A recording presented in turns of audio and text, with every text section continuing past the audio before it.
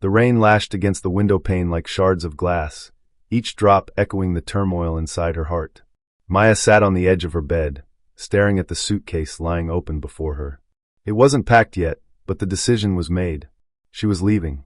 For 34 years, Maya had lived in the same coastal town, surrounded by familiar faces and routines.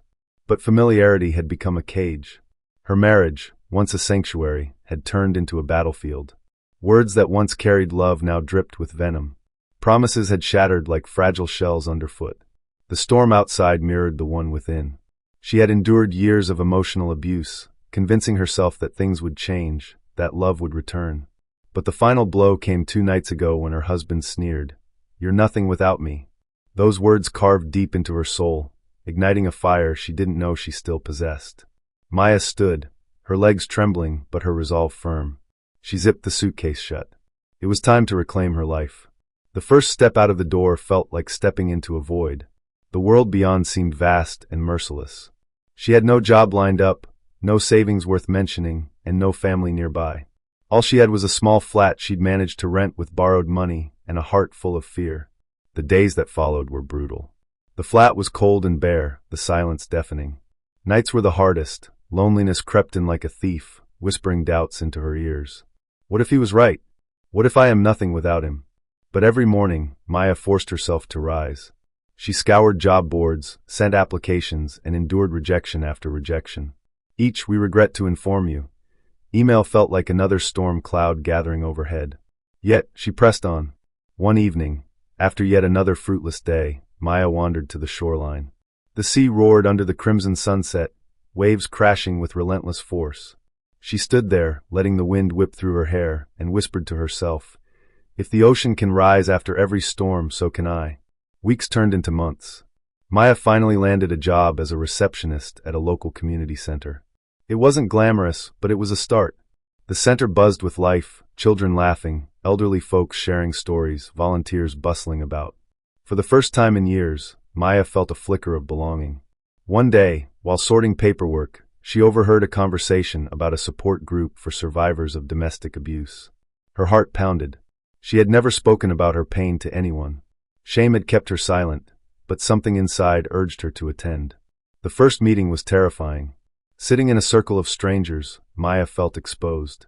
But as others shared their stories, tales of heartbreak, resilience, and triumph, she realized she wasn't alone. When her turn came, her voice trembled, but she spoke. And with every word, the weight on her chest lightened. That night, Maya walked home under a starlit sky, feeling a strength she hadn't felt in years. She was no longer just surviving, she was beginning to heal. Healing wasn't linear. There were days when memories clawed at her, when self-doubt returned like an unwelcome guest. But Maya had found her tribe, a circle of women who understood her pain and celebrated her victories. Together, they became each other's anchors in turbulent waters. Encouraged by the group, Maya enrolled in evening classes for counseling. She wanted to help others navigate storms like hers. Balancing work and study was exhausting, but every lecture fueled her purpose. She was transforming her scars into stepping stones.